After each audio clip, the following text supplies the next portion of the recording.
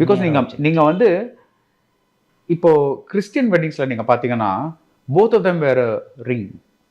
So if you know that a woman is married because a ring fingerல ring இருக்கு, you know a man is also married because அவனோட ring fingerல ring இருக்கு.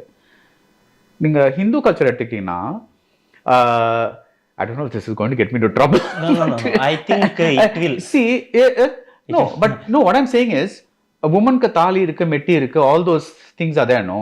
For men there's nothing. See, okay, இப்போ so அதனால தான் வந்து அந்த தாலிங்கிறது அவ்வளோ முக்கியத்துவம் இருக்கு. எனக்கு இப்போ நான் தாலி மட்டும் இல்லாமல் நான் ஈவன் இந்த ரிங்கோ இதுவோ என்ன கேட்டால் ரெண்டுக்கும் தேவையில்லைன்னு சொல்லுவேன். எனக்கு எல்லா இடத்துல I think what you said in the movie is right, because what we want is the union of hearts. அந்த மனசு தான் சேரணுமே தவிர அதுதான் முக்கியம்.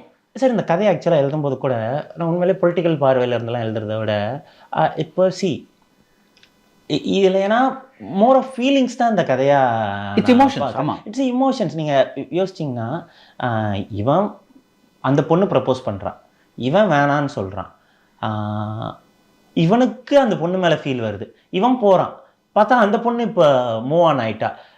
இதெல்லாம் எனக்கு மோர் ஆஃப் ஃபீலிங்ஸில் தான் எனக்கு ட்ராவல் ஆகிட்டே இருக்குது. அதுக்கடுத்து பார்த்தா இப்போ அவங்க ரெண்டு பேரும் சேர்த்து வைக்கணும், சேர்த்து வைக்கலன்னா இப்போ அவங்க ரெண்டு பேரும் கல்யாணம் பண்ணால் அவங்க அப்பா கொண்டுருவான்றான். இப்போது அவங்கள சேர்த்து வைக்கிறதுக்காக இவன் கல்யாணமே பண்ணுறான். ஏன்னா அகன்ற கேரக்டர் ஒரு பொலிட்டிக்கலி அவேர் கேரக்டர் இல்லை.